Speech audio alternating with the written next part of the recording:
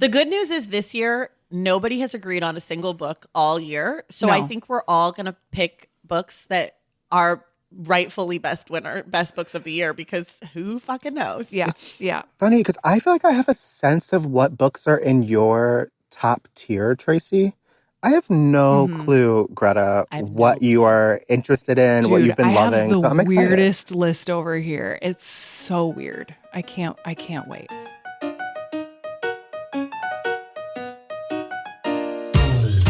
Welcome to The Stacks, a podcast about books and the people who read them. I'm your host, Tracy Thomas, and it is finally time for the episode you've all been waiting for. It is The Stacks Best Books of 2025.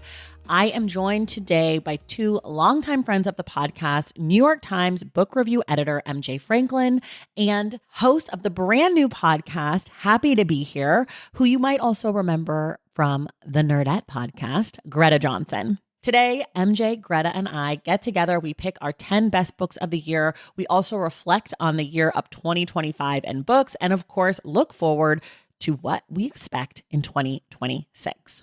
Our book club pick for December is Friday Night Lights, A Town, a Team, and a Dream by H.G. Bissinger, which we will discuss with Joel Anderson on Wednesday, December 31st. Everything we talk about on each episode of The Stacks is linked in our show notes. If you like this podcast, if you want more bookish content and community, consider joining the Stacks Pack on Patreon and subscribing to my newsletter, Unstacked, on Substack. Each place offers different perks like community conversations, bonus episodes, virtual book clubs, hot takes, and more. Plus, your support makes it possible for me to make this podcast, The Stacks, every single week. To join, go to patreon.com/The Stacks for the Stacks Pack and check out my newsletter at tracythomas.substack.com. All right, now it is time for us to get into the 10 best books of 2025.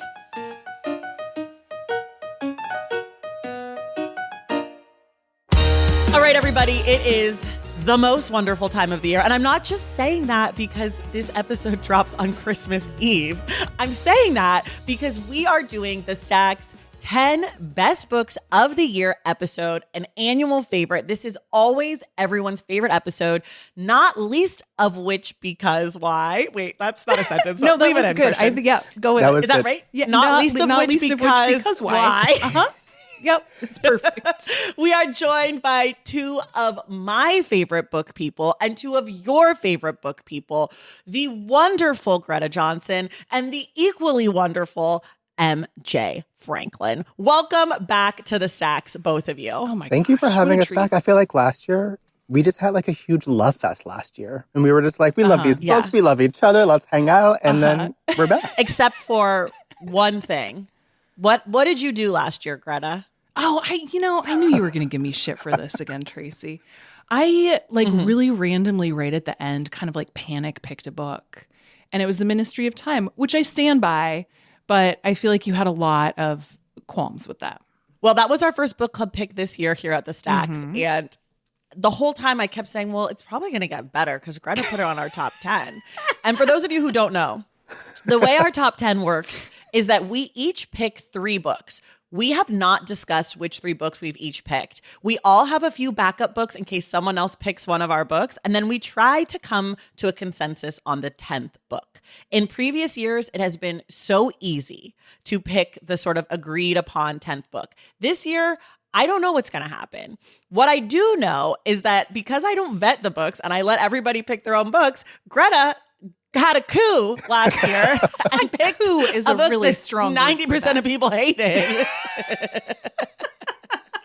Made me almost change the Man. rules this year. I almost had to be like, okay, send me your books so I can read them all before I put my name on them. I know. I was going to say, I love the energy. It was like, best time of the year, my favorite people. Let's start. Greta, what did you do last year? Yes. know. Greta, Thank you, own your MJ. mistakes. What I love about you most is that you're both accountable. Okay. It's so funny because just this morning I was like, I wonder how much shit Tracy's going to give me for this. And here we are. We're all consistent, we're all consistent. The good news is this year, nobody has agreed on a single book all year. So No. I think we're all going to pick books that are rightfully best books of the year, because who fucking knows? Yeah. Funny, because I be feel like I chaos. have a sense of what books are in your top tier, Tracy. I have no clue, Greta, I have no what you are interested in, what you've been I loving. have So the I'm excited. weirdest list over here. It's so weird. I can't wait. For the first time ever for me, I am sitting in front of a list of about 11 books. I have not actually picked my 3 books. I feel paralyzed by the choices I have. I feel like I would like to throw some curveballs in, but I'm also scared that you all won't be picking books that I think should be there and that I'm going to have to like reset to make sure that the right books make the list. So I want to know how you all are approaching this year's list. Greta is just like nervously laughing. I'm going to let you take it first, Greta. Well, I have 1, 2, 3, 4, 5, kind of 7 books on this list. And I think, Tracy, obviously you as the holder of the keys of this episode are like, I think you probably feel a little more responsibility. I'm just like full chaos. Like, I don't know. Okay. I don't know what's about to happen. Okay. I'm in the same And boat. I'm sorry. You're welcome. I'm sorry. I love the energy. Like, again, Greta, what did you do? Already Greta's apologizing for this. I know, right? Well, I think part of it, and I think you too, and I'm curious, MJ, to hear like what your approach was to this too, but like generally, like there is no widely agreed upon like set of books like there was last year. Like this was a less good book year in general. So partly I think it's like, sure, I liked a lot of books fine, but like, especially in this like dumpster fire of a year, what brought me the most joy, I think is like, as opposed to like what is just unequivocally the best book, because there's no consensus on that. And then it's like, okay, well, like which ones like did I connect with the most strongly? So it is just like a weirder list, I think, in general this year. I agree. For me, I had like one book where I was like, this definitely has to be on here. And I'm not sure if other people would choose it.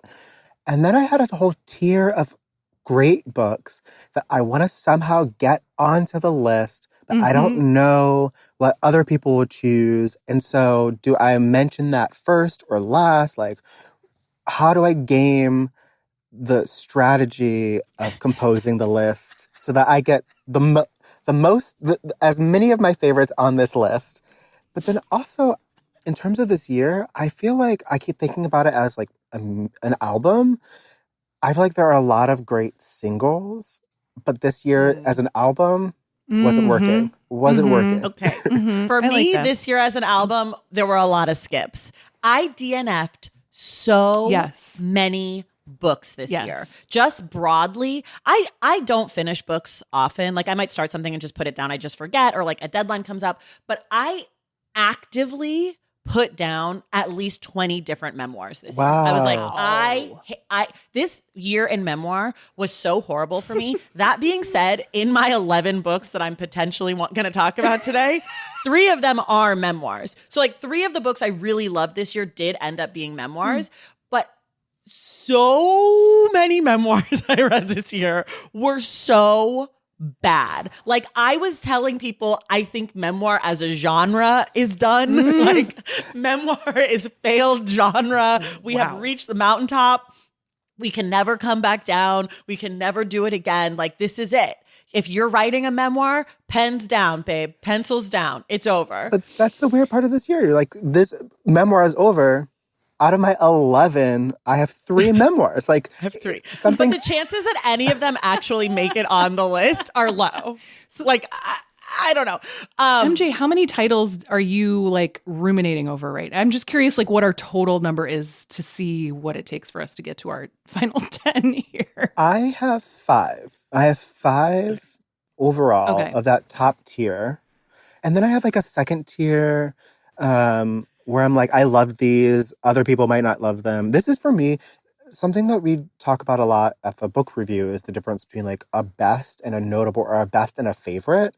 Like I, as an editor and as like someone reading all these books, I'm always trying to like bring myself and my own taste to the list, but also recognize that I am one particular person with a set point of view. And like, then I try to remove myself and recognize like, okay, I love this book, but is it a best book? Or like, this is a best book, but is it a favorite book? Like, so for me, I have my 5 I love personally, and I think they're the best. And then I have a tier of like, I think these are good.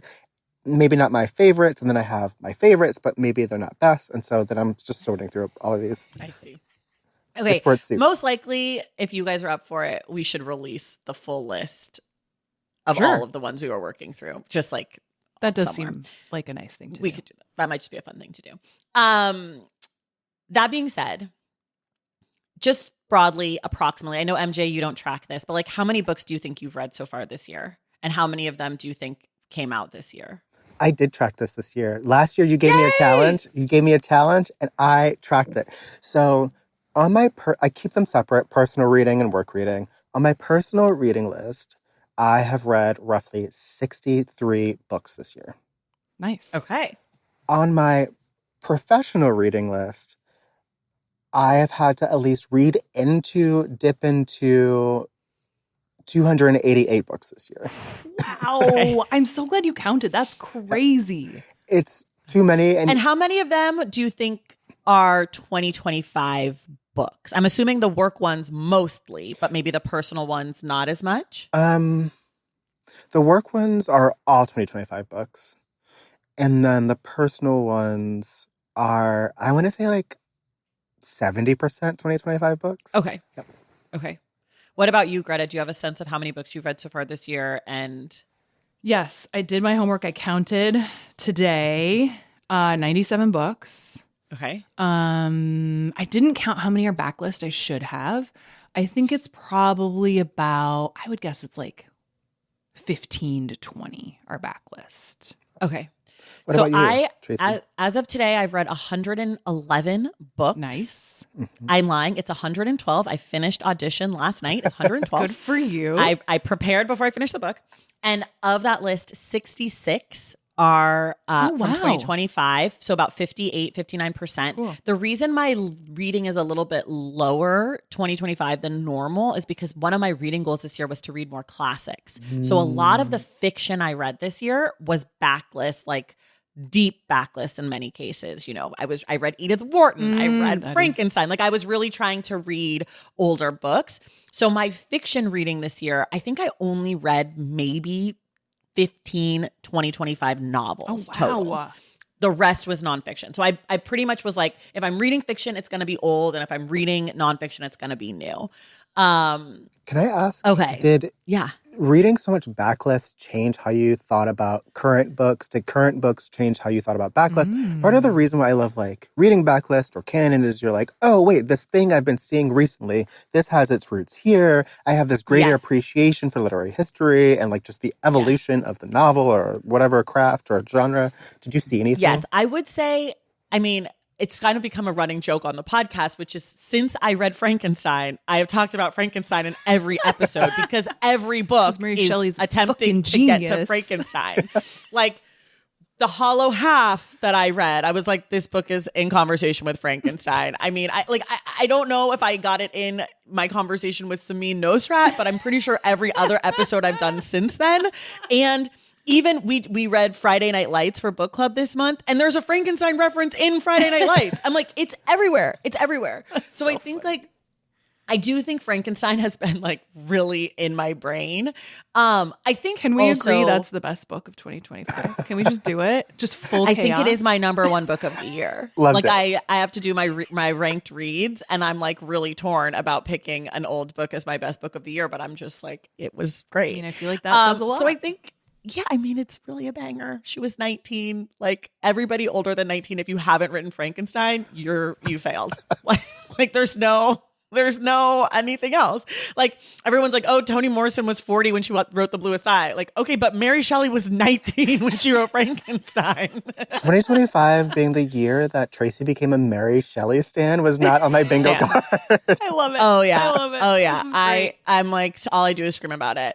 So I do feel like that book has really informed my reading. I also think reading classics makes new books that feel just okay feel even more okay. Like I'm just like, oh, okay, well that no one's talking about that in 5 years. Have you, now this is just a full on tangent, but have you read Elif Batuman, who wrote The Idiot, has this kind of controversial London Review of Books essay. It's called Get a Real Degree, and it's a review of a history of like the MFA program. But she opens it with this idea of the MFA versus the PhD if you're studying literature. Oh, The MFA teaches you about the craft of writing. The PhD teaches you about literary history. And one of her gripes is that in the MFA, there are constantly people feeling like they have invented something new. I have never done this.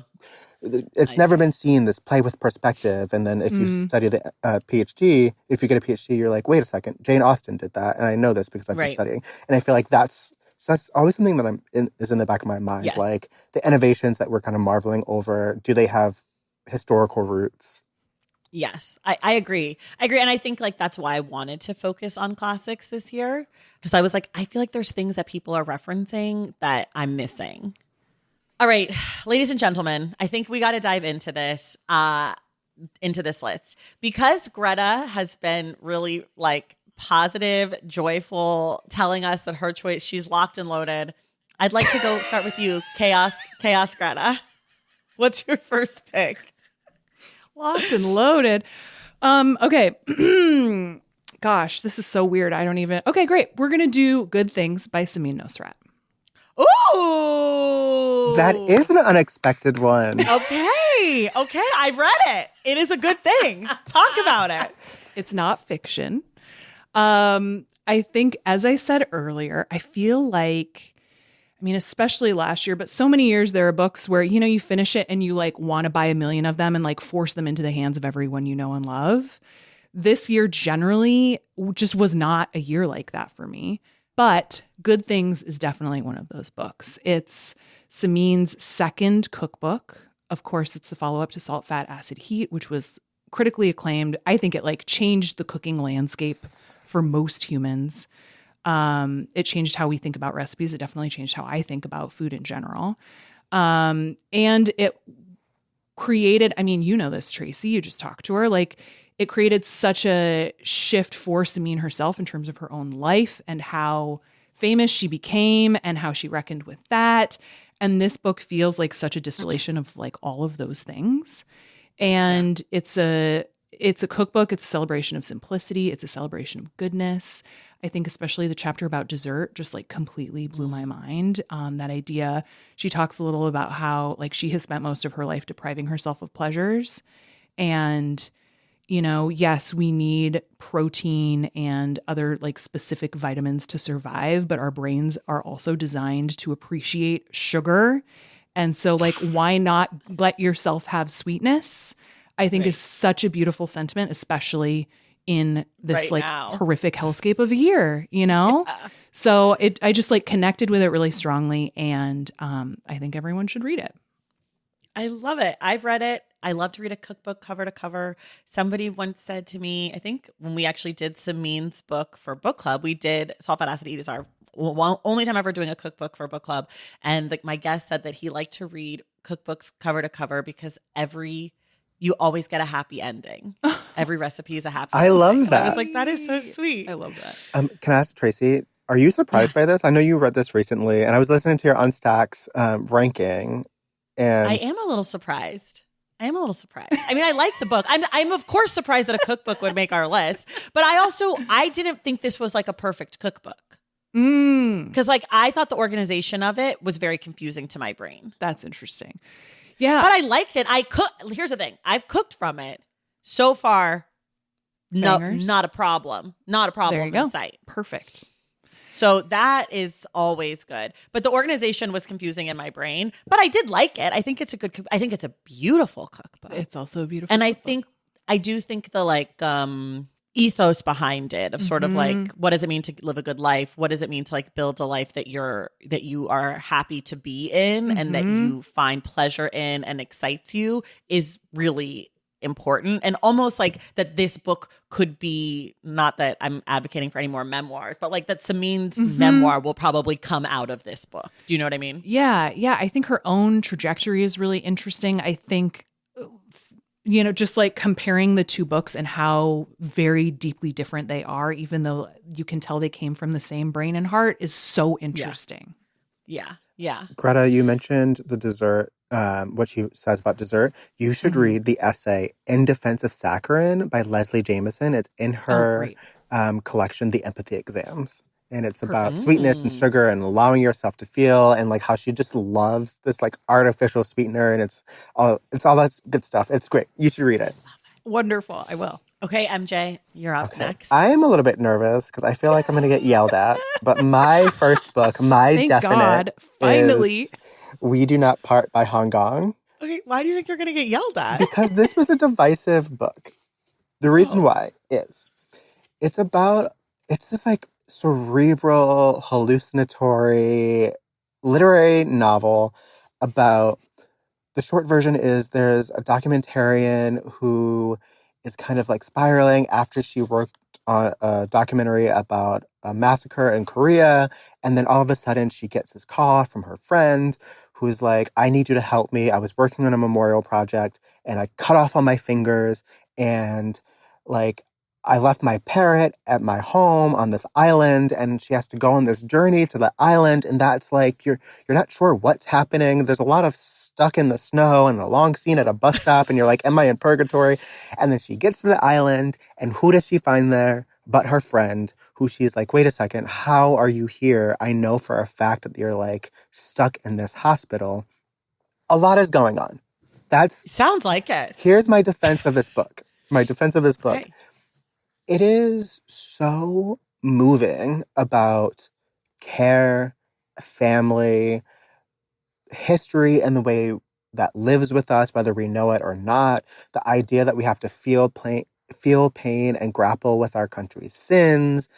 It is so smart on all of those. It is so intricate and smart, and you get the sense that I am reading a master at the top of her class. It is a book that is challenging, but I think everyone should read. And I think it's like just like the all-star standout book of the year. So please don't yell at me. I love this book. I'm not yelling. I'm not yelling. I shouldn't have I didn't get mad at Greta last year until this year, to be fair. True. You know, like I wasn't mean to you her were just at like the moment. confused last year. I was confused because you loved Margot's Got Money Troubles. I know. And I don't know why I didn't list. pick that. Anyway, here we are. Well, anyways, justice for Margot. So no, you're free to pick what you want. Greta just picked a cookbook. You think you're going to get yelled at? Well, the reason why I'm saying like don't yell at me is like I know people are going to read this and think no. And we actually did this for the book review book club, and it was pretty divided. People were like, I didn't get it. I did not love it. It was too much. I see. And so I feel like it will be a divisive one, but I feel like give it a chance. It is a great book. Capital G, great. So that's We Do Not Part by Hong Gong is how you say her name. Hong Kong. Okay. And that's vibes over plot, it sounds like, right? Hell yeah. That's the MJ way. That's the MJ way. Vibes over plot. Again, stuck at a bus stop in the snow for however long, you're not sure if it's real or if it's purgatory. Yep. That's that good-ish, let me tell you. That's that vibe. That's that vibes on vibes. Reminds me of vibes divided by vibes times vibes. Yeah, it's just like Weird Grief Summer all over again. Yeah. That's how I like it. Oh my God. I'm so pressed right now. Yeah, what are you going to do, Tracy? What are you going to do? Okay, I'm going to save, I think, my overall book, my like best book for the end, because I think that I might be able to convince you guys to agree with me on it. But if not, I'm going to move things around. Okay. I'm how much gymnastics we're all doing for this one. I'm so pressed this year. Like this year has been impossible. Okay, I am going to go with my favorite read of the year. I do not think this is the best written book, but it is the most fun I had reading all year. It is The Gods of New York by Jonathan Mailer. This is a book about New York City from 1986 through 1990. It starts January 1st, 1986, and goes all the way through to January 1st, 1990. The reason it's obviously not just because it's the first day of the year, but also because in New York City, the mayor is inaugurated on the 1st of January, not on the 20th of January. So it starts with the beginning of Ed Koch's final term in office, and it is all about the fucking dudes in New York. There are some ladies in it, but mostly it's about these fucking guys, okay? It's Ed Koch, it's Donald Trump, it's Rudy Giuliani, it is Spike Lee, it is Larry Kramer, it is all of the men and the crazy stories and the trials and the cases and the scandals that make up 1986 to 1990 New York. So we're talking Central Park 5, we're talking Do the Right Thing, we're talking Trump's basic like rise to Trumpdom. And one of the things I love about this book is that it is written, I think we talk a lot, especially in fiction, about like form meeting content, right? Or like that the book should feel like the thing that it's talking about. And this book feels like a New York Post magazine. Like it's gossipy. It's so salacious. It's so juicy. The author clearly has a point of view about all of these people, but not so much that he's telling you, but he's like making you agree with him because like the adjectives are just so, it's like a magazine. It's so great. It's so fun. I left the book being like, Trump is a one-trick fucking pony. He's been doing the same shit. And here's what I'll say. The reason we have President Trump is because, unfortunately, we never got Mayor of New York City Trump because that's the job he always wanted. This whole thing is him having beef with Ed Koch 40 years later, okay? That's why he likes Mom Donnie. Mm-hmm. That's why he's flirting with Mom Donnie in the Oval Office because he's like, this guy's the mayor of New York and that's the coolest job there ever will be. Like, he loves Eric Adams. He loved Giuliani. He's just hot for the mayor of New York, period. It doesn't matter. Could have been Obama. If Obama had been mayor of New York, we don't ever get President Trump. Like, so funny. It's just such a fun book. It's so great. And it's a lot of history. Like there's so many things that come up in this book that I'm excited. Like next year, Heather Ann Thompson has a book about Bernie Getz, the guy who shot the 4 kids on the subway, which happened, I think it happened right before this book starts, but it's brought up in this book. There's a book about Michael Stewart that also happened right before that comes out that is brought up in this book. There's just so many pieces of like New York City history that are in this book that are fantastic. So I love this book. I had the best time. It's my favorite book, even if I think other books were better. Can I ask why you hedged at the start? You said it's your favorite, but not the best. What's the Because I know that the writing isn't like great. I know that like he could have done more things. He could have done different, like there was room for improvement, like on a book level, but my enjoyment of it, like I listened to the audiobook and was just like, what's a chore I can do so I could keep listening? Like I love it here. And like usually with an audiobook, I'll sort of zone in and zone out at parts. And if I caught myself zoning out at all, I'd like go back 30 minutes and like re-listen to a whole section. Like I had such a great time with it. So I don't know. I thought it was great. And maybe it like, I think it does exactly what it set out to do. But there were some like little bits that I was like, I don't know. I'm writing this down. That sounds great. It's written like a New York Post. Like I was like, sold. Count me in. Yeah. I mean, I don't read the New York Post, so I don't know how it's written, but it just feels like the New York Post would be writing like this. Okay, Greta, book number 2. The pressure is so wild. I know. This year feels different. It does feel different. I'm going to do one that I believe is on your list, Tracy. Okay. And it's Original Sins by Eve L. Ewing. Yes. Okay. That is on my list. I could cross it off. Eve, I fucking love you. Go ahead. Go ahead, Greta. We all love Eve. We love Eve. MJ, have you read this one? I haven't. Okay. It's nonfiction. I should have written Greta, down. you have 2 nonfiction books on your list. I know. Wow. I'm so excited. What's the third one going to be? We'll see. We'll see. Stay tuned. We're all going to find out together. Original Sins is phenomenal. Eve L. Ewing is just like the best, baddest bitch around. Truly. Chicagoan, scholar, amazing nerd. Original Sins, let's see. Do you remember the exact subtitle of this book? It's like the miseducation. The miseducation of Black and Native children and the construction of American racism. Yeah, there it is. Good luck. This book is phenomenal. I mean, I think now more than ever is a very good time for folks to educate themselves as much as absolutely possible about the racist origins of the United States. I think it's the lens of education is a very interesting lens to explore a lot of aspects of racism that I think a lot of people are super familiar with these days, but I think it's very important. I mean, especially to think about like what we're putting children through and what what the United States has been super okay with putting children through for a very long time is something that we all desperately should know about. I kind of put off reading this one for a while because I was worried it would just like completely shatter and devastate me. But I think Eve does a really beautiful job of exploring things and also making sure joy is still a priority in her writing. I think especially the conclusion of this book really beautifully looks forward in a way that is ultimately still deeply hopeful, which I think is also something we could all use more of right now. Yeah. So yeah, I think it's an essential read. Yeah, I agree. Can I jump in with 2 recommendations about just like Eve in general? I haven't read this book, but I'm a big fan of her. Yes. And she does like everything. She's a sociologist, a great writer. She writes a poet. She writes comics. I think she Marvel. She now owns a bookstore in Chicago. Wait, really? She's just the best. Yeah. So my 2 recommendations are, 1, she was on an episode of the podcast Normal Gossip talking about, that episode is so funny, it's about a crazy like Oh, Facebook dog park scam. It is so good. And I listened to that one. Yes. That episode is so good because of just how like vibrant Eve is. Yes. And then the other is that she wrote a poem for the 1619 Project when it came out. And it's about Phyllis Wheatley, who is one of those figures who just like is such an inspiration to me. And I read about Phyllis Wheatley when I was a kid.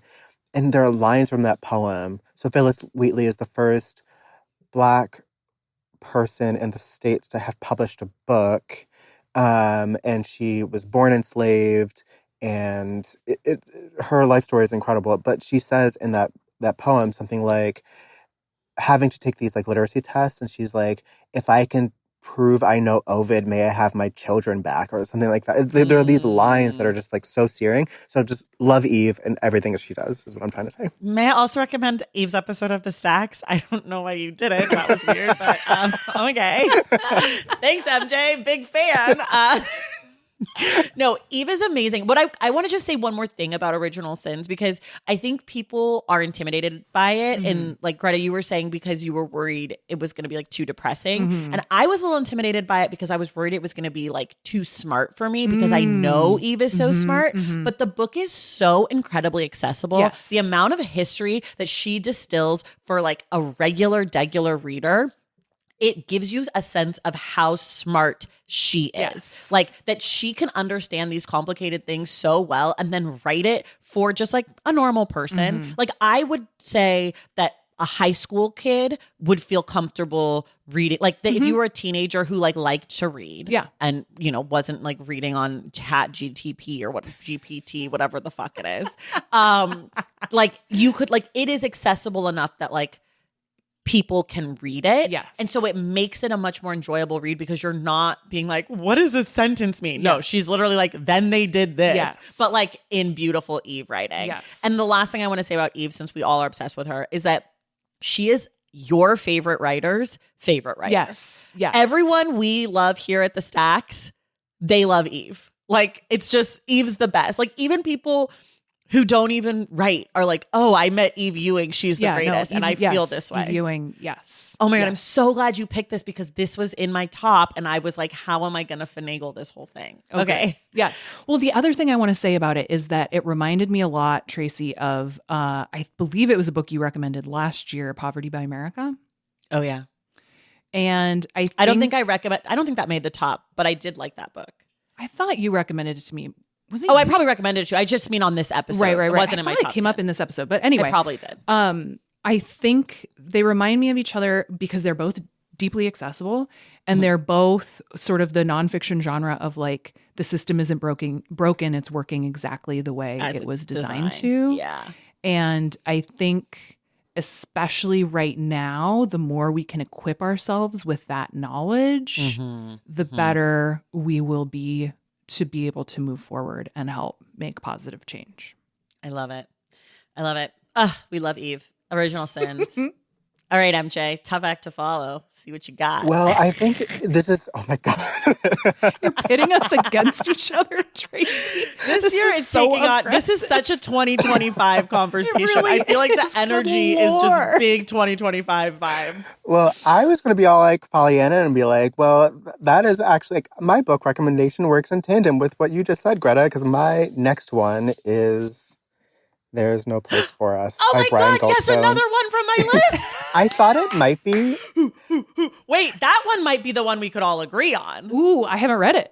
Ugh, damn. Okay. Well, I don't think there's a book we've all read this year, honestly. No, I think probably not. For me, I was like, I think this might be on Tracy's list. I think it might be on other people's list, but I am not gambling this one. Everyone should read it. It has a spot in my list. Similar to what Greta said about like the system is not broken, it's working exactly as it's intended to. This is about the invisible homelessness crisis, which is specifically the homelessness, the working homeless, people who are not frequently counted in census data about homelessness. That's either because they are staying in extended stay shelters, they're staying with families, but they do not have a home of their own, even though they are full-time employed. And it is focused specifically in Atlanta, and it follows 5 families, and you're just following them as they enter homelessness and as they try to navigate it. And as you see, there are a variety of reasons why being homeless happens. It could be because of a fire burns down a house and then they're evicted, and then they have to move, but then that counts as an eviction, so they can't rent again. It could be because the system of housing vouchers is so deeply... Fucking nightmare. It's a nightmare. And Yeah. what I love about this book is that it is, by focusing so specifically on these families, it provides a microcosm for you to understand the whole system. And you see just like how one small thing can spiral because of the systems that we have in place. I have a quote that I wrote down about specifically like housing vouchers and how that's supposed to be like a life raft, but they don't work. And Brian Goldstone writes, he's talking about a woman named Britt who's looking for a home. The problem, she realized, wasn't that her rental applications were getting rejected.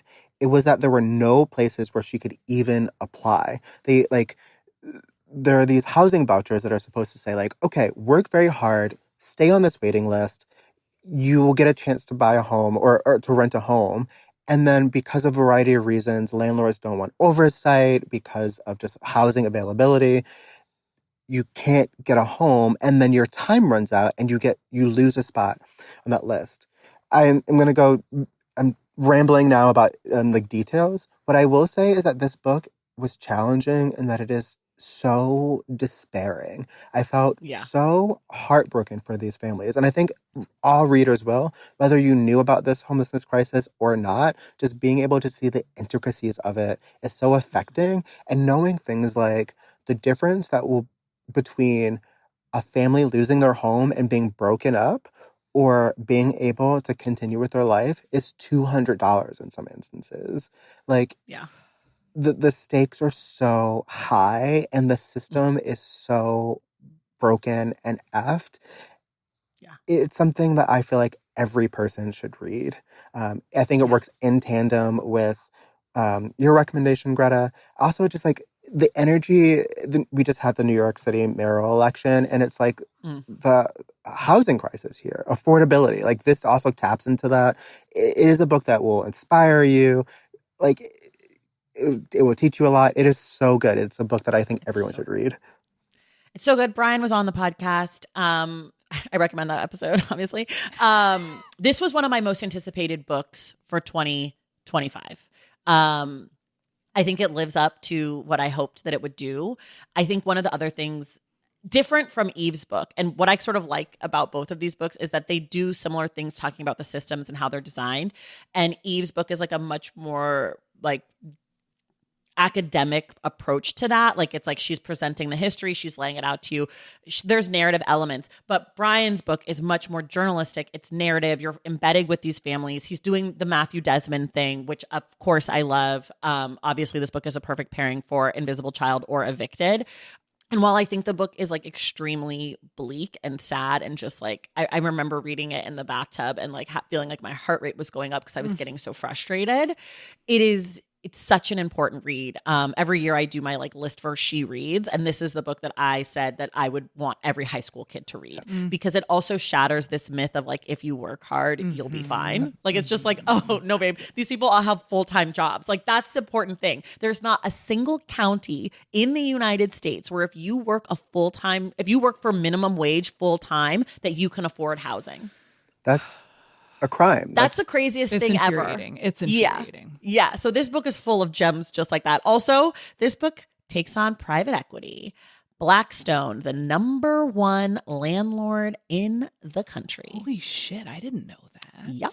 Blackstone, all up in those extended stays, babe. And not the only one. I just personally have a vendetta against Blackstone for personal reasons. My tip for readers with this one too is pay attention to where you are and what you're surrounded by as you're reading this. Because, for instance, I read this while I was waiting for a book event to start. So I was like outside in like South Street Seaport in New York City. There's so much casual wealth around. And so I was so aware that like, while I'm just surrounded by like money, there are people elsewhere who, again, for like literally $200 for your party to go out and have a drink, that is the difference between like their family losing everything or not. And just like that awareness, I think, is very important as you go read this book.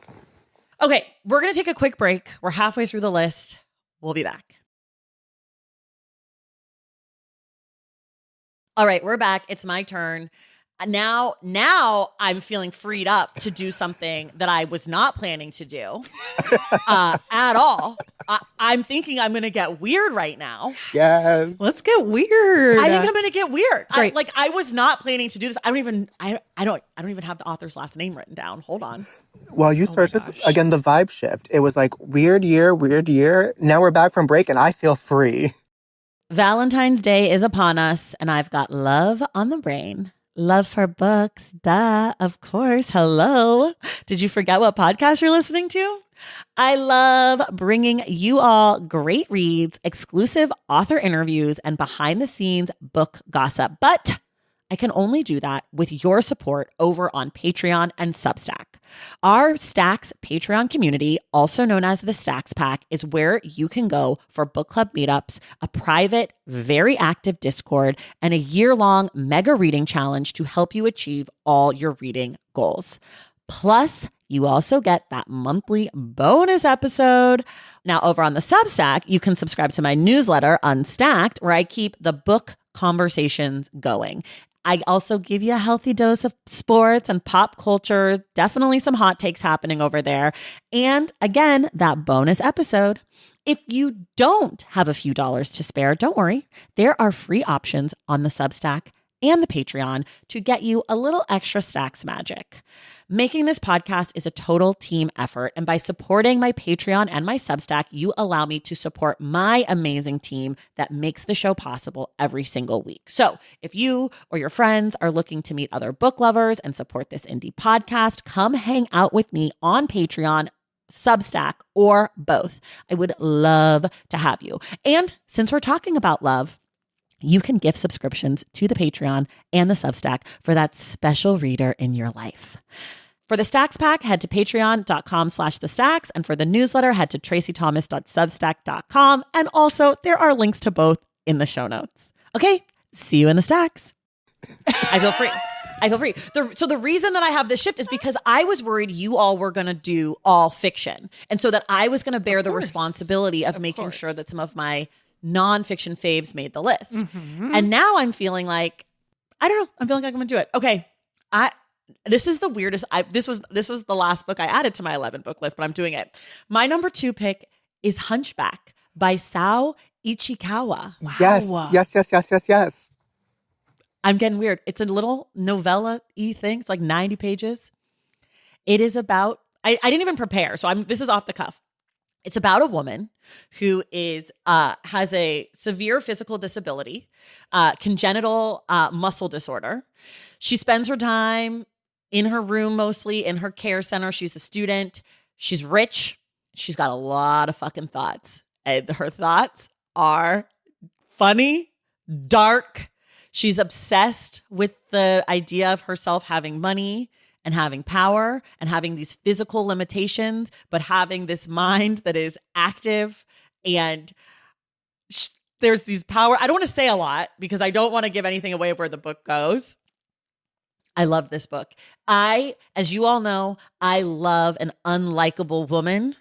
And I love it even more when the unlikable woman is paired with other sort of factors, whether it's because she's Black, whether it's because she's disabled, whether it's because she's queer. I love when we get these characters of like quote unquote unlikable people who are doing things that's like, why would you ever do that? I'm like, yeah, bitch, do it.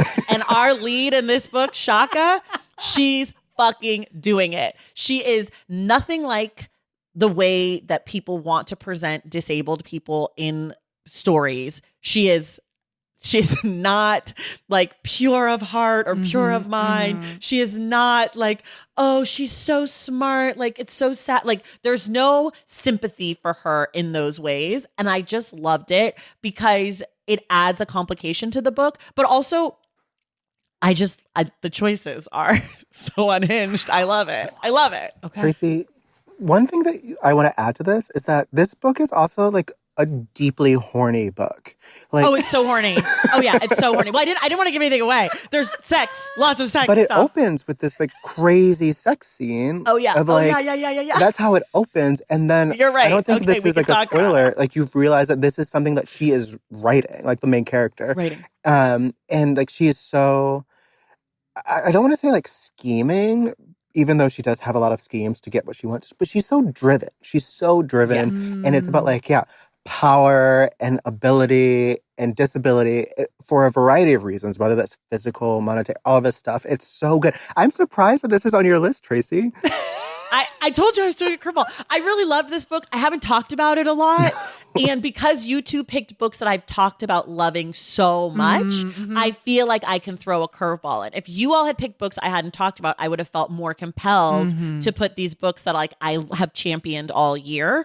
But I feel like this is a weird year for me also, in that usually there's a book that I feel like I've invented, like that I've been talking about so much that everyone like associates with me. We talked about this in the past. I don't feel like I invented any books this year. So I feel a freedom that I don't have to. And you guys, again, picked two of my absolute faves that I've screamed about, had on the show. Like, so I just felt like, why not get weird? I feel so free. Now I feel great. I know what my third book is going to be. Oh my gosh. And now the amazing. Real question is, what's the 10th book? And that's going to be fun. Okay. All right, so, okay, but wait, Tracy, is it plotty? Yeah. Okay. There's some plot. There's also vibes. There's plot. It sounds vibey. But it's all like but stuff. Okay, so what I've decided is this is something I've been thinking about this year. It came up during Frankenstein, actually. The Stacks Pack asked me why I liked Frankenstein because it's sort of a vibey book. And what I realized is I don't have a problem with vibes. I just need there to be high stakes and I need there to be compelling scenes. Nice. So you can vibe out for 30 pages if Great. you want. This book's only like 90 pages, so it's also very short. But you could vibe out for a while like Mary Shelley does. But then it's like Victor and the creature are going to meet and they're going to talk. And babe, those are stakes through the roof. And there's a fight, you know? So like for me, this book has scenes like that. And because it's so short, a lot of the sort of musings, they're just a few pages. If this book was 400 pages, I probably wouldn't have liked it. But because it's so tight and so quick. And that's the skill of this book. How do you get all of those big things that she is thinking about and riffing on? Yeah. And it's vibey in that, it's vibey in that there's a strong thematic core and it feels like you're like kind of looking, all of the scenes are looking at things from different angles. But to get that down into as slim a book as this is and have it be so powerful is so challenging. Yeah. So I would say it's a perfect balance for me between vibes and plot. Like stuff happens. There's movement. I don't know, not plot. I don't know. Stuff happens. Great. I'm adding it to the list. Yes. Okay. Greta, your third pick. Okay. So going by the ethos, again, related to good things around just like what made me happy this year. A book I would like to shout out, but that is not my third pick, if that's fair. Go ahead. Who cares? We're all going nuts. Whatever. It's The Rosefield by Philip Pullman. This is the third book in a second trilogy, which means you have to have read like literally 2,500 pages of other books. What's it before called? you I've get never to even this heard one. of this. I know, right? It's called The Rosefield. You have heard of the first book in the first trilogy, which is The Golden Compass. This is the His Dark Materials trilogy. Got it. Okay. Philip has written another trilogy that like takes place. It sort of surrounds what happened in that original series. Okay. And it's just great. And I just love them. I first got into The Golden Compass when I was probably like 10. And so I think part of it is Okay, just what's your pick, Greta? Okay, my this pick. is a full extra I know. pick. I'm sorry. Okay. I'm sorry. Shout out I'm to sorry. that book. What's your Shake pick? it off. My pick is Sinkhole by Lena Crow. Sinkhole and Other Inexplicable Voids. This is a short story collection. It's fucking weird. One of the readers in my Greta Graham book club called it capital W weird, which I loved. It kind of reminds me of Kelly Link a little bit. I don't know if either of you have read her. She's sort of like one of those like writers, I feel like. Okay. It's a little less creepy than Kelly, but it still has this like vibrance and strangeness. Like one of the short stories is Tracy, I think you might both love this actually. There's like a surprise twin like just sort of appears. Oh, like this woman thinks she had one connection. baby, but then all of a sudden there's two babies and like no one really questions it. And she thinks she's probably kind of insane, but she just sort of has to go with it because now there's two babies. And the short stories are interconnected, which is delightful.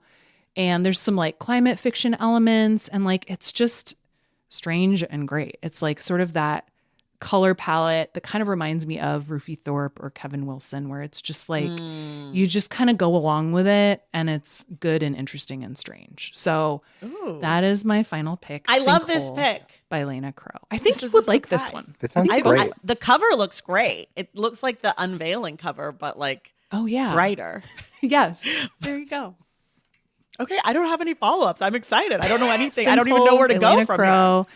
It's great. I mean, again, there's there's also the book about the woman who's sexually attracted to airplanes, which is like Sky Daddy. You know. Okay, stop trying to add picks. Anyway, that's not official. That wasn't an official pick, people. That's just Greta trying to do the most. We're gonna release our full lists for all of you to see, just because it feels like we need to. Obviously. I'll probably just put it on socials somewhere. You can sense my desperation. Yeah, it's fine. You're fine. You're doing great, sweetie. Okay, MJ. Thanks, honey. We could make it a whole thing on my Instagram, on my Substack if you want. It could just everybody could write it up. Can I do a shout out pick then? Fine. Thank you. Sorry. Greta, Keep my it short. turn. Okay, I'm just going to say a title. I'm going to say a title and author. It's Minor Black Figures by Brandon Taylor. Love that book. Oh, okay. Go read it. Cerebral, dense, smart. I feel like it's him like evolving. Read it. But my third pick is, if I can pick it up. I love that you brought physical copies. I know. Ooh. Lonely Crowds by Stephanie Wambugu. I've mentioned Toni Morrison before with We Do Not Part. I'm mentioning her again because Lonely Crowds is like the modern Sula. It follows the lifelong friendship of, you meet them at birth, two girls in Rhode Island.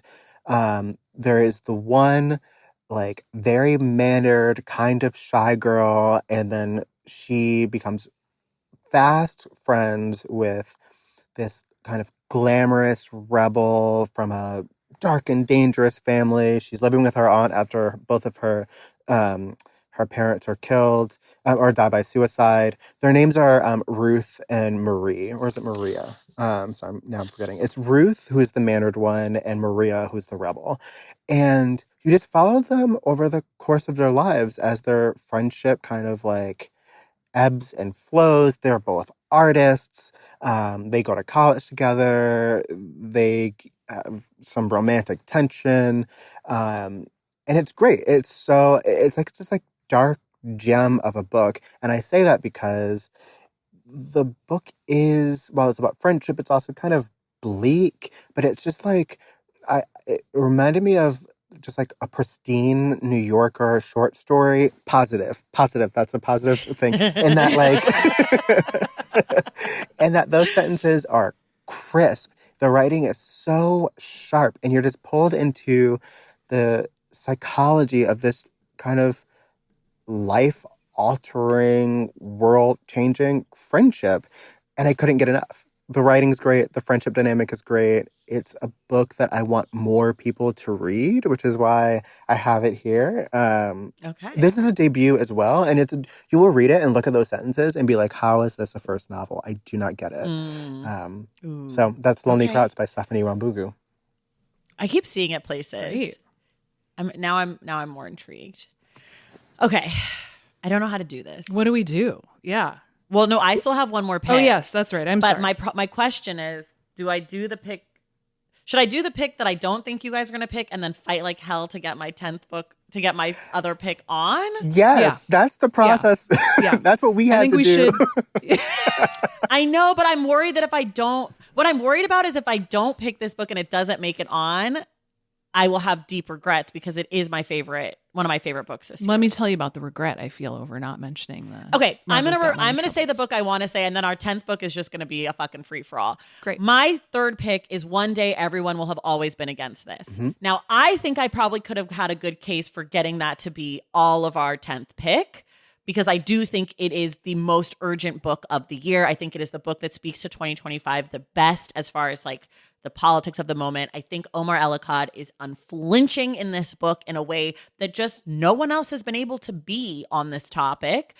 This topic being specifically Israel's genocide in Gaza and in Palestine, but broadly the lie of the West, right? This book is about, we've been sold this bill of goods. It encompasses Eve's book, it encompasses Brian's book, it encompasses sort of everything we're talking about right now.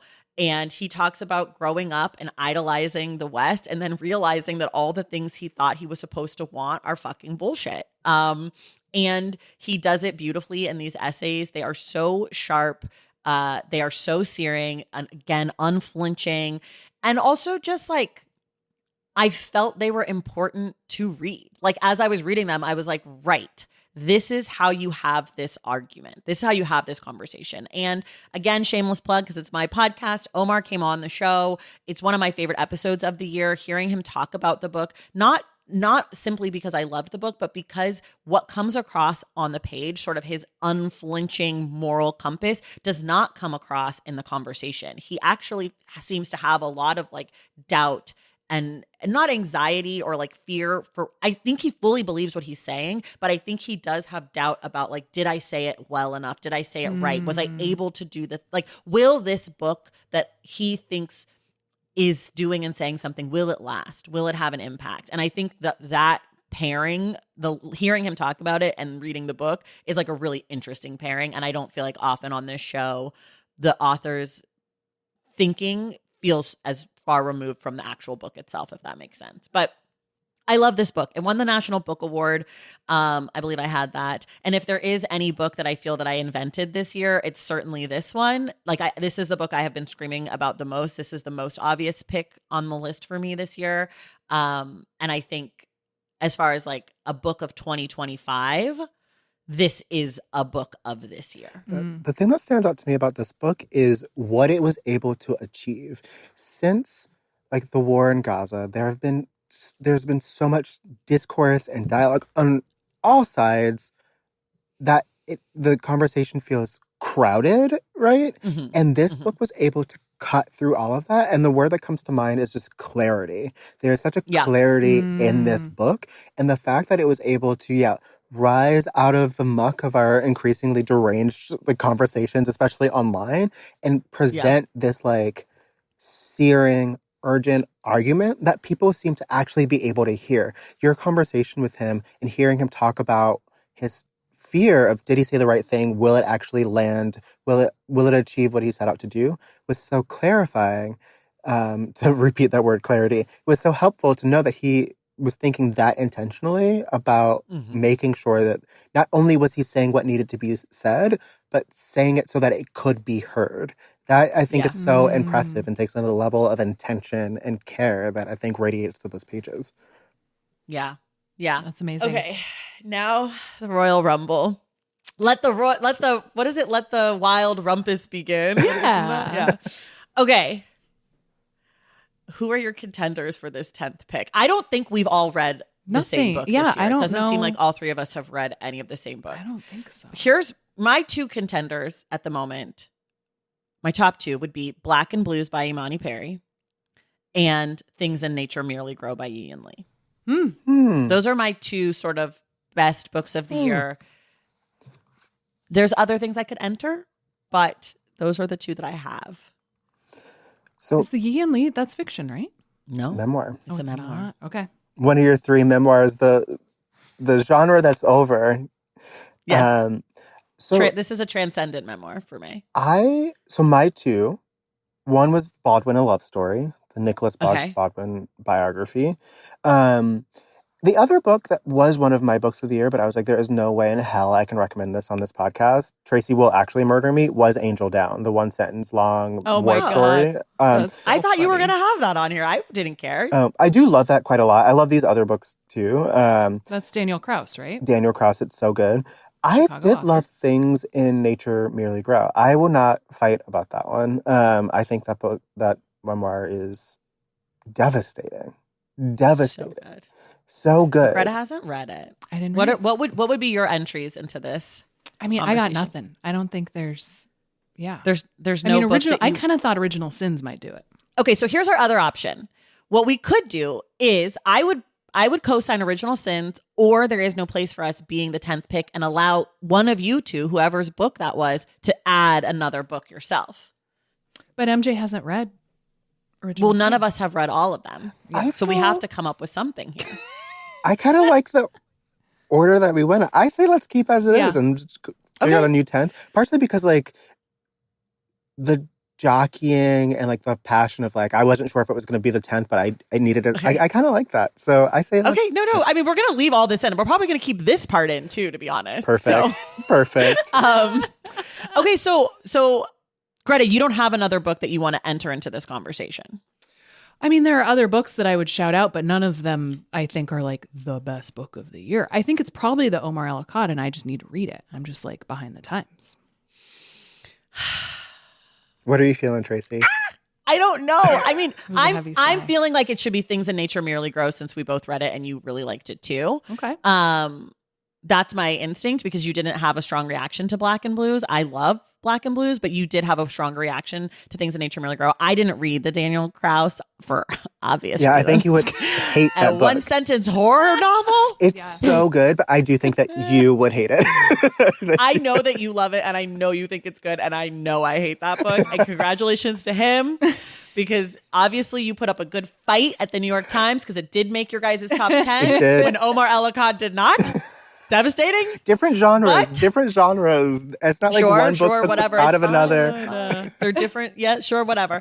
My sense is that Things in Nature Merely Grow is what I would say. But this is my podcast, so I don't want to bully you guys. Oh, no, I think you get to, because it's your podcast. Oh, you think? I also feel like this... You've been bullying me this whole fucking time, Tracy. Oh, you think? I also feel like though if you're giving me an invitation from the start, is Greta, you know what you did. I feel like this like kind of tepidness is so on par with the year though, right? Like there are books that I feel like we all love, but it's like if you get to choose only 10, what are the ones you're going to scream from the mountaintop? It's really hard this year. There are books I'm like, this is it. But nothing that I'm like elbowing anyone out of the way for. I really like... Well, so that's this year to me. It's like in the beginning when the lists first started coming out, like we got like the Kirkus Prize, then you sort of get, first you get the Booker, then you get the Kirkus, then you get the National Book Awards, then you start to get best lists of the year. And I started to have this whole thing of like, did I read anything this year? I didn't read any books this year, because every list, it would be like 100 notable books or like 100 best books. And I'd read like 10 and I DNF'd like 9. And I was like, this is crazy that like, because in a normal year, I usually have like, I feel like I have a better sense of what's coming. And every list was different. Like I think like the Atlantic's top 10 and the New York Times top 10, I think you guys had one crossover book. Yeah, there's been just one. And obviously last year was also an outlier because James and Martyr were such juggernauts. But 2 or 3 years ago, there were a few books that kept, like Demon Copperhead was around. It wasn't on every list, but like you knew people were like vibing with that book.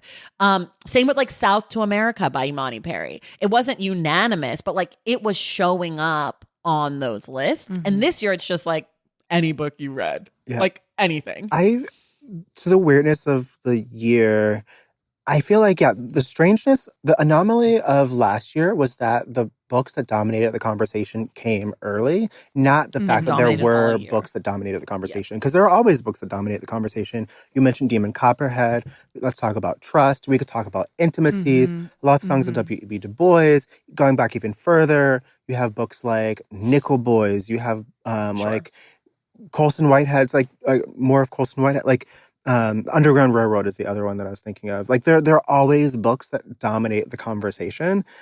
For me, last year was just strange that they both published so early. And this year feels strange and that it just feels like there's no book that dominates the conversation, period.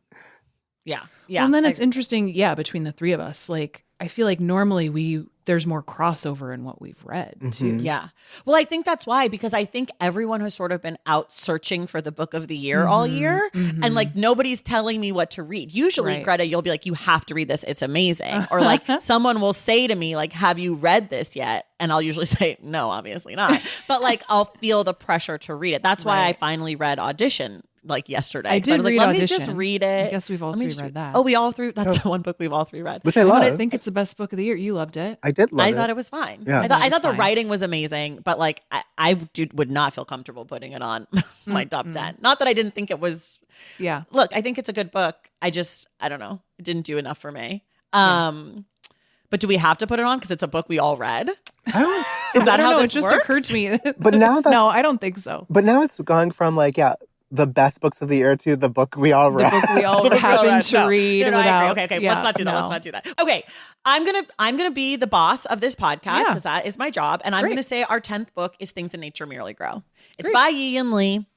It is her memoir. She had a teenage son, die by suicide. And like 6 years later, her other teenage son died by suicide. This is her memoir to the second son, but about both the sons. It's about grief. And I think what makes this book outstanding and what makes any memoir worth time at this point in my life for me is that, yes, it's about the thing that it's about, but really it's about how we tell stories, how we talk about memory, what it means to render things into time in memoriam. Like, what does it mean to render this story right now into book form? She also like is calling up Shakespeare. She actually calls up a monologue from King John by his mother Constance or by the mother Constance. And I used to do that monologue in college, and I was like, oh my God, like nobody knows this fucking monologue. But it is like, the reason I used to do it in college is because it is acting. Like, it is like grief. It is,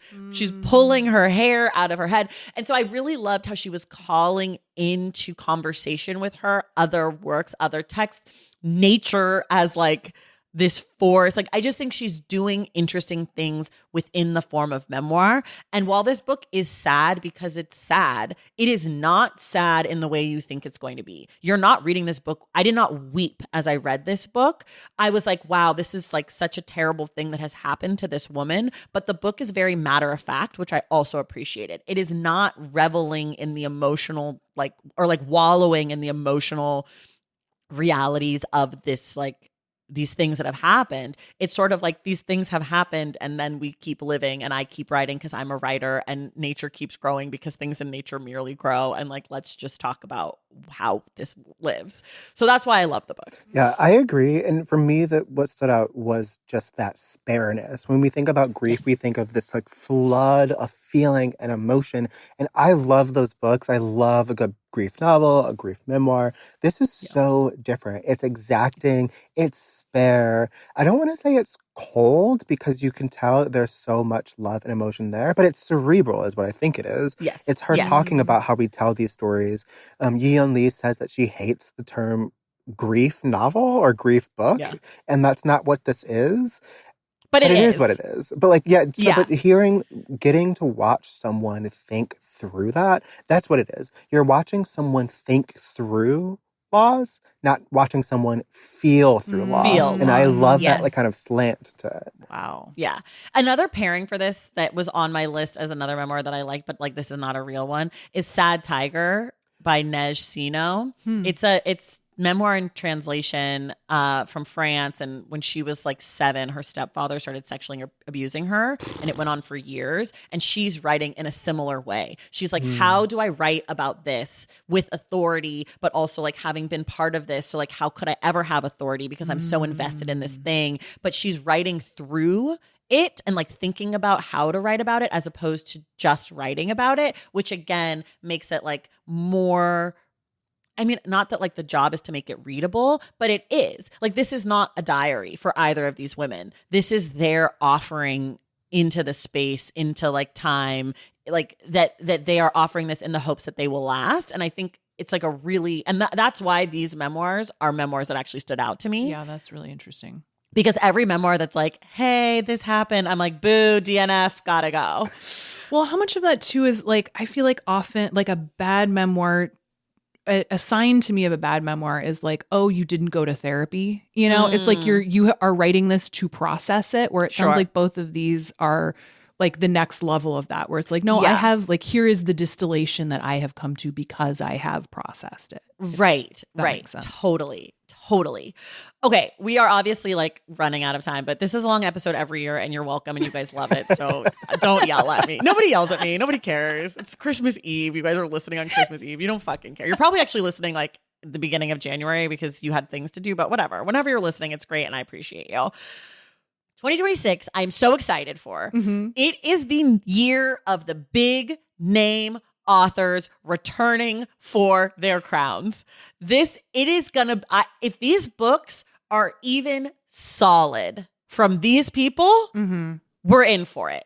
Here's a list of people, not complete, but just a list of people, big names coming back with books. Tayari Jones, Colson Whitehead, Ann Patchett, Jane Smiley, Jesmyn Ward, Patrick Raddenkeefe, Heather Ann Thompson, George Saunders, Dorothy Roberts, Min Jin Lee.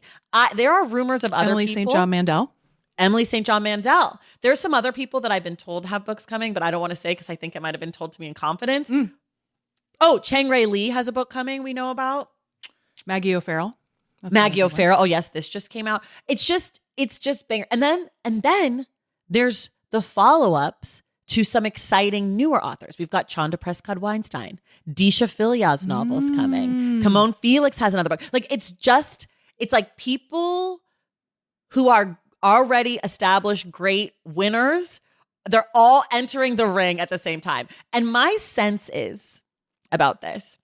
Do you remember in 2020 when everyone was like, we're going to get all these books because all these writers are writing? Oh, yeah. My sense is all the great writers, they took a little time. And these are the things that maybe they had another project going in 2019. And then 2020 happened and they were like, this doesn't feel right. And they're not going to be COVID books, but these to me are the books that have come out of COVID. Obviously Colson is different because he's like writing in this series, but like Tayari Jones, she published in 2018. Haven't heard anything for a while. I'm feeling like, George Saunders, like all these people sort of published right before. That's interesting. And now we're getting, I don't know. So that's kind of what I'm hoping these are great because it's like I had to write this. I had to sit down and go back to the drawing board. Yeah, 2026 is going to be so stacked. I'm so excited. Like, my question though, not to add a nugget of doubt, is that I feel like 2025 had some big returns that just for whatever reason didn't stick around, which I don't think is because of the big books that we got. I feel like there was just something in the water, something in the air. 2025 is a weird year. Who had big returns this year? I mean, like, I'm thinking about like Chimamanda Ngozi Adichie. John Irving. Sorry to interrupt you. Oh no, just like there are people like who had Tori Peters, right? Like, like there were big. Tori Peters would go in the promising follow-up category to me. And like, I feel like the big names in 2026 feel way bigger to me. I think Susan Choi would maybe be considered like a big name. Yep, Susan from Choi. this year. We had a new Thomas Pynchon, right? Like, Yeah, that's there were true. giant novels that came out or That's giant true. books that came out this year, but for whatever reason, they just didn't stick. Yeah. So I'm excited for this slate. And I guess this is a plea to everyone listening to this. Read these books. Make these books stick if you love them. Yeah. Yes. Make them books so sticky. back. Yeah, we need a sticky year. Do it for your favorite online book content creators. Help us help you. Okay, before we go to 2026 books you're excited about? Sure. I have mentioned one already, and that's On Morrison by Namwali Sarpel. I love a book that you can study. That was on my list. Happy for you to do that. It's Thank you. so good. It's so smart. It's one that You already started it? And I You've read it? Mm-hmm. Okay. Loved it. Okay. That book is hard. It is like taking a college class. It is so academic. If you love Toni Morrison, though, this is like invaluable. If you love... What if you haven't read all of her books? Are you okay? You don't need to read them because they're both deep dives into these books and also great primers on them, or primers, I recently learned, so you say that. Great primers on them. And then just like fantastic arguments and cultural analysis. Now, Molly Serpell is one of my favorites. She wrote The Old Drift and The Furrows, both phenomenal books. And this is just a great writer tackling a great writer. So that's one to keep an eye out for 2026. And then also the Tayari Jones. Okay. It's a similar... You've already started it. Yes, I'm about 70% of the way through.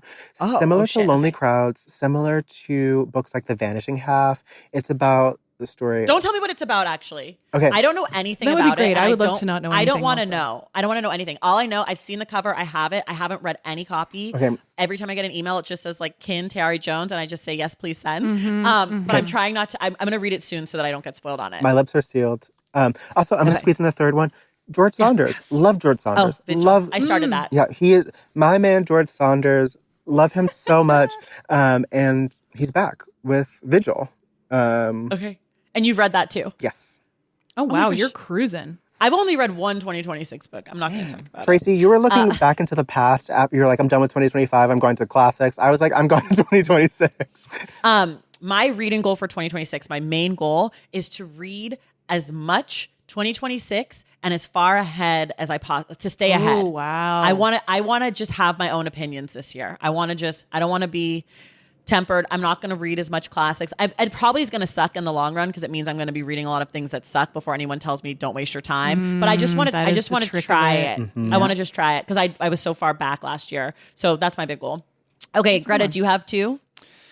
I mean, I have like 17. I'm glad you shouted out some of those authors because, especially like Ann Patchett, Emily St. John Mandel, Tana French. I'm really excited about her newest book. I think she's a phenomenal mystery writer. But the two I want to shout out are one that I'm currently reading. It is called Dear Monica Lewinsky. It is by Julia Langbein. Ooh. And it's a really interesting, like I haven't read any actual synopses of it, so I'm just kind of like on a journey, but it's a really interesting exploration of like sainthood, virginity, also like a reckoning of Monica Lewinsky, essentially. So like the very, very brief plot is this woman is looking back on a summer that she spent in France where she has like a very complicated entanglement with an older professor. And it just happens to be the same summer that the Monica Lewinsky scandal unravels. And in retrospect, she's realizing that she like completely underestimated Monica Lewinsky and just kind of thought like, oh, what a like dumb, silly woman to put herself in this position. So she's reconciling her own history along with like how I think most of us had that conversation when it was happening. And it's just like fun and weird and horny and great. So I'm really enjoying that one. It's also very smart. And then another one I'm really looking forward to is S.A. Chakraborty's next book. It's called The Tapestry of Fate. This is a follow-up to her Adventures of Amina al-Sarafi, which is a super fun fantasy novel about like a Muslim lady pirate in, I think, the 12th century, which is just like such a delightful romp. And so I'm very excited for that too. Okay. I'm going to go. I can't, you mean, how far can I go into any episode before I say the three magic words, Patrick Radden Keefe? But Patrick Radden Keefe has a new book coming out called London Calling in April. I have to brag because I got the first galley. I got one of the first galleys. I got an email from his team that was literally like, we deleted all the marketing copy. Would you like the book? I know you know what's up. And I posted it on social media, and Patrick I tagged him, and he responded, I think you got your book before I did. Tracy, that's so amazing. So have you read what it yet? You need to know about me is if you're a fucking psychopath and you demand that someone be your online boyfriend who doesn't know you and doesn't care about you, his publicity team will notice and send you free books. So congratulations. This is a roadmap to success. So I haven't started it yet. My plan is to start that. I have one book left to finish for my mega reading challenge this year. And that's the last book I have to read this year. And then I'm going to start London Calling, hopefully this weekend. Nice. So by the time you listen to this, I'll probably already have read it. And then my other book, I already mentioned Fear and Fury by Heather Ann Thompson about Bernie Goetz. So that's high on my list. But I'm going to say Pool House. Mary H.K. Choi has a book coming out. Oh. It's about a mother and daughter. Yeah. It's about grief. It's her first adult novel. And I read all three of her young adult, new adult books or whatever. And this one is about like a mother and daughter. It's set in Hollywood. I love an LA book because I'm an LA girl. Well, not by birth, but by living. And I just love Mary. And I don't know a ton else about it. I don't like to know anything about fiction if I can avoid it. But the cover is also gorgeous. So Mary's got a book. I think it comes out in June. And you already said On Morrison. So awesome. Before we go, last thing, Greta. You have a new podcast. Oh, yeah, I do. Oh, yeah. And as people are listening, it'll be out in the world because your first episode came out on the 19th of December. Yes. So tell people about it quickly. It's called Happy to Be Here. The short little tagline, which I thought up after taking a cannabis sleeping pill, is it's for recovering perfectionists and the perpetually curious. My people. Exactly. Though I'm not recovering. I'm deep in it. You're deep in it. We're going to work on that, Tracy. Are we? This is, for people who are familiar with my old podcast, Nerdette, I think this is you're going to feel right at home. It's going to be a lot of book stuff. It's going to be a lot of fun, interesting conversations. And I'm very excited. In January, we're going to start my so-called life recaps, which is going to be a blast. So if you're looking for something to watch, maybe for the first time, maybe to revisit in January, my so-called life. Claire Danes is your gal. I love this. We're so excited to have you back in our ears. Thank you, friends. MJ, you guys can find MJ on socials and also at the New York Times. I don't know if you've ever heard of it. It's a small paper. They sometimes cover books. They have a podcast. He does their book club podcast. A lot of controversial selections, I hear. Yeah, they do have every year. The top 10 is a fight for me. Every year, I'm like, it's going to be all out war with these people. I love Tracy's post list. Read along text. Like Tracy's like, I'm going to read these books to see what's up, which Tracy, I think you said this last year, like, if I'm going to be a hater, I'm going to do the homework.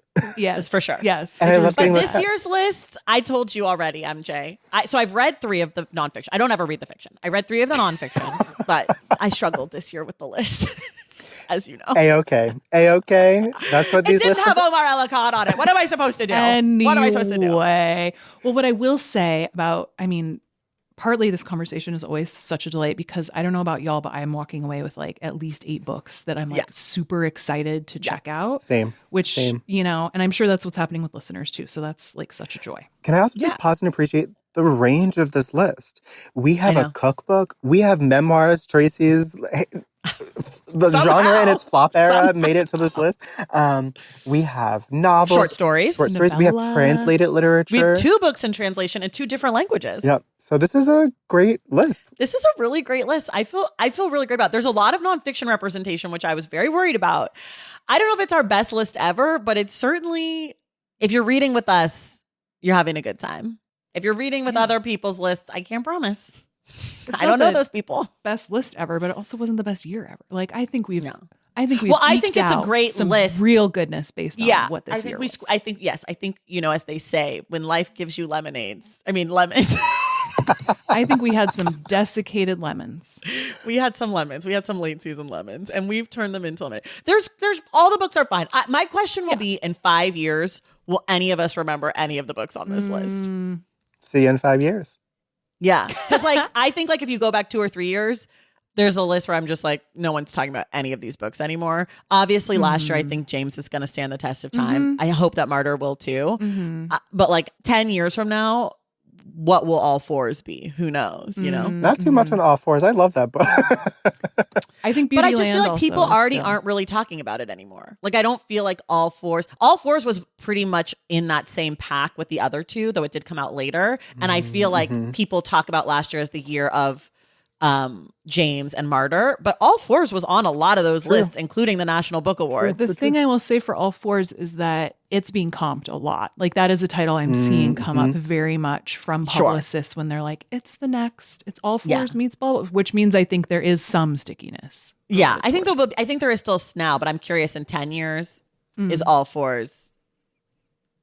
I didn't read it, so what would I know? But that was also on the New York Times list last year, right? Yeah, like I feel like All Fours is weirdly not part of the conversation. I don't know, sexism. I actually don't think that's what it is, but I do. I think the other two books were just like beloved by all, and I think All Fours was much more divisive. Yeah. Anyways, thank you guys for doing this. This is always like the highlight of my year. Thank you so much for having us. I know I used to mix and match the hosts for the guests for this, and then we struck gold. And now, sorry to everyone else who ever had a dream of being on this. Like, it's just like, I don't fucking care. Also, to be fair, between the three of us, we've read close to 400 books this year. Yeah. Or over 300 2025 books. So I feel like this is a good crew. All right. Well, I love you guys. Thank you. Love you. Thank you. This is always such a pleasure. Happy holidays. Happy New Year. Oh, yeah. Happy reading. Happy holidays. Everybody else, we'll see you in the 2026 stacks. Bye.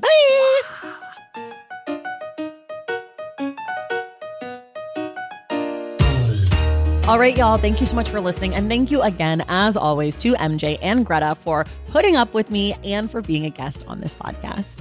Our book club pick for December is Friday Night Lights, A Town, a Team, and a Dream by H.G. Bissinger. We will be discussing the book on Wednesday, December 31st with Joel Anderson.